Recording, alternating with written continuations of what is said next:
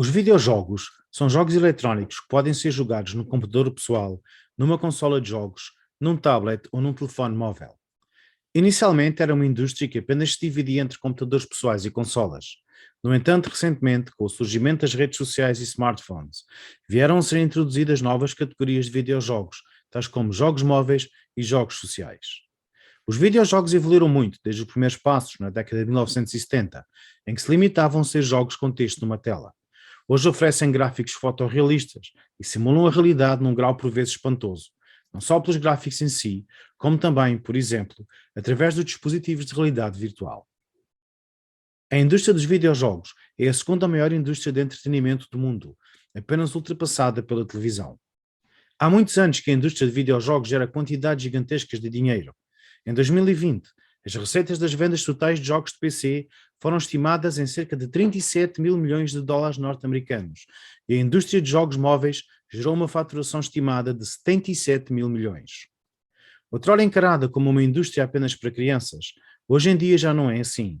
Muitos adultos despendem horas e dinheiro nesta indústria, comprando videojogos de todo o tipo, consolas, computadores pessoais, placas gráficas e outros dispositivos para jogar os seus videojogos favoritos. A indústria dos videojogos gera e alimenta players de mercado gigantescos, tal como a chinesa Tencent, a japonesa Sony e a norte-americana Apple. Notem que a indústria dos videojogos abrange o software, ou seja, os jogos em si, e também as consolas, fixas ou portáteis, e outros dispositivos. No caso das consolas, a estratégia das marcas não é tanto vender as unidades com lucro, mas sim disponibilizá-las como veículo de vendas de jogos, na quais estas empresas recebem os seus royalties. Mas nem tudo são rosas no mundo dos videojogos, e uma indústria tão grande e poderosa só podia ter passado por vários momentos críticos. Vamos falar de alguns problemas jurídicos ou ações judiciais que envolvem esta indústria. Caso número 1. Cyberpunk 2077. Cyberpunk 2077 é um jogo criado por uma empresa chamada CD Projekt Red, sediada na Polónia. Trata-se de um jogo ciberfuturista e do estilo role-playing game, jogo de personagem, jogado em câmara subjetiva, que foi anunciado pela primeira vez em maio de 2012. Foi um dos jogos que gerou logo no início uma tremenda expectativa quanto à sua qualidade e que gerou quase uma histeria de mercado à volta de um título que ainda nem sequer existia. Depois de muitos anúncios e adiamentos, Cyberpunk 2077 veio a ser lançado em 10 de dezembro de 2020.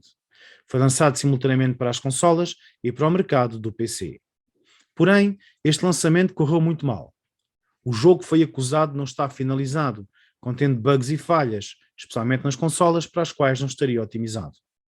Logo após ter sido lançado, o jogo foi quase imediatamente alvo de correções e patches disponibilizados online. O assunto atingiu um nível tal que os próprios acionistas da empresa demandaram judicialmente a CD Projekt Red. Alegavam ter sofrido danos e prejuízos quando o jogo chegou às consolas, cheio de bugs e falhas, sendo praticamente impossível de jogar nas versões base Xbox e PlayStation 4. O falhanço do lançamento inicial do jogo levou inclusivamente a Sony a oferecer políticas de reembolso que geralmente não aceitaria relativamente a outros títulos. A mesma Sony retirou Cyberpunk 2077 do seu catálogo de jogos descarregáveis na loja PlayStation Store apenas uma semana depois do fracassado lançamento. A CD Projekt Red ficou depois ocupada com os custos inerentes a fazer correções, em especial para as consolas, que levaram a que apenas 6 meses mais tarde o jogo regressasse à PlayStation Store. Por outro lado, ainda não foi lançada sequer uma versão do jogo para as consolas de última geração PlayStation 5 e Xbox Series X. O certo é que a empresa foi processada pelos próprios acionistas nos Estados Unidos. Após contestar vigorosamente as alegações de que era alvo, a empresa anunciou que estava interessada em fechar um acordo, de modo a compensar os acionistas, montante este que foi anunciado em dezembro de 2021 como sendo de 1,85 milhões de dólares. Outra ação que envolve este jogo emergiu das pré-vendas. As pré-vendas são um fenómeno conhecido, em que os vendedores de software vendem os jogos antes da sua data de lançamento, conseguindo financiar-se para o produzir ou antecipar receitas relativamente ao jogo. Por causa dos inúmeros problemas, bugs e glitches de Cyberpunk 2077, a CD Projekt Red foi também demandada por consumidores, alegando estes que quem o adquiriu na pré-venda viu as suas expectativas frustradas por um lançamento de um jogo imperfeito e na prática inacabado, tendo comprado um produto defeituoso, pagando antecipadamente por ele. Caso número 2. Epic Games vs Apple. Epic Games é a produtora do famoso jogo Fortnite e é também uma plataforma de venda de videojogos online. A Apple retirou este jogo da sua loja online de aplicações. A retirada do Fortnite da App Store da Apple ocorreu por causa de microtransações. Microtransações são vendas de elementos de jogos, mesmo em jogos gratuitos, como o Fortnite, podem incluir aparências, skins, armas especiais, mapas especiais, etc., consoante o jogo. A Apple alegou que o sistema de microtransações que a Epic criou para o Fortnite impedia tecnicamente que aquela recebesse os seus 30% de comissões sobre a venda de produtos disponibilizados na loja online da Apple. Em resposta, a Epic processou a Apple nos Estados Unidos e na União Europeia, com base em abuso de posição dominante.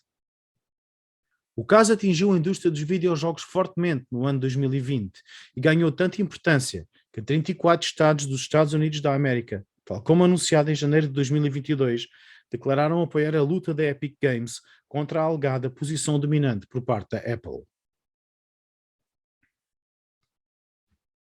Caso número 3.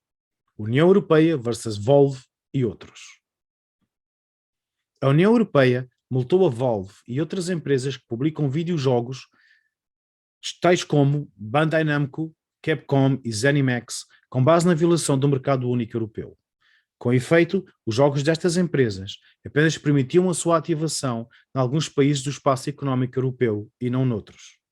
É uma tecnologia conhecida como geoblocking.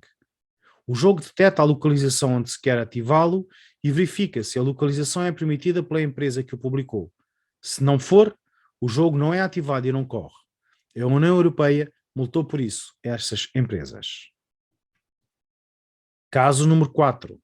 Utilizadores do Steam demandam Valve, CD Projekt SA, Ubisoft Inc. e outros. Steam é a maior plataforma do mundo de venda de jogos online e é propriedade precisamente da Valve.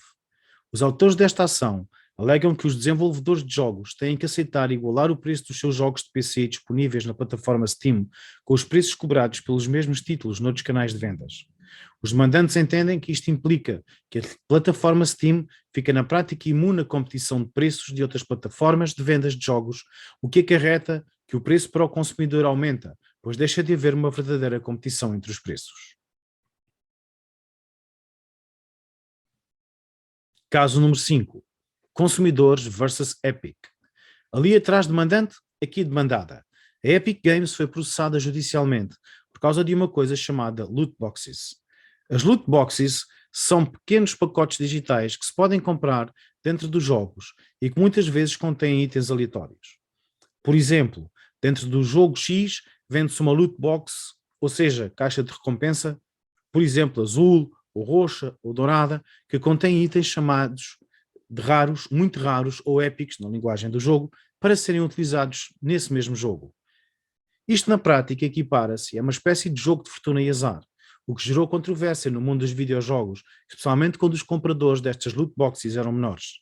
A Epic acabou por deixar de vender loot boxes na sequência da ação judicial, mas não admitiu ter violado nenhuma regra. Outros casos e exemplos: violações de copyright e de patentes. Para terminar, refiro que, genericamente, muitas das ações ao redor dos videojogos têm a ver com a violação de direitos de autor, como por exemplo a ação movida pela Nintendo contra um site que continha reproduções descarregáveis dos seus jogos antigos, ROMs. Ou o caso de uma fotógrafa que em junho de 2021 demandou a empresa Capcom, alegando que esta utilizava nos seus jogos imagens retiradas de um livro seu. Outros litígios envolvem marcas registadas, como por exemplo Epic Games, que processou uma empresa chinesa que fabrica óculos de realidade aumentada por alegada confundibilidade com uma marca registrada da Epic. Outros litígios envolveram patentes, como por exemplo a Nintendo, que processou uma empresa chamada Colople, alegando que esta violou várias patentes no seu jogo White Cat Project. Evidentemente que muito mais litígios houve ao redor da indústria dos videojogos. Limitei-me a dar aqui alguns exemplos que me parecem interessantes e relevantes e que foram de certo muito relevantes para a indústria, em especial a ação Epic versus Apple e o conturbado lançamento do Cyberpunk 2077, que levou aos litígios que já referi. Em conclusão, a indústria de videojogos movimenta quantias mega multimilionárias e acarreta problemas jurídicos, de mercado, de concorrência e outros. Talvez um dia nos apareça à porta do escritório, ou através de um contacto digital, uma grande empresa de jogos demandada por causa de algum do tipo de questões que vimos acima. Para além do direito europeu, como encarar na perspectiva do direito civil ou comercial português aquelas questões e litígios? Onde os encontrar legalmente? Como? Como adaptar a legislação atual a estas necessidades e a estes litígios? Como veem, questões jurídicas não faltam ao redor desta poderosa indústria de entretenimento. E um dia poderemos ter que intervir nelas.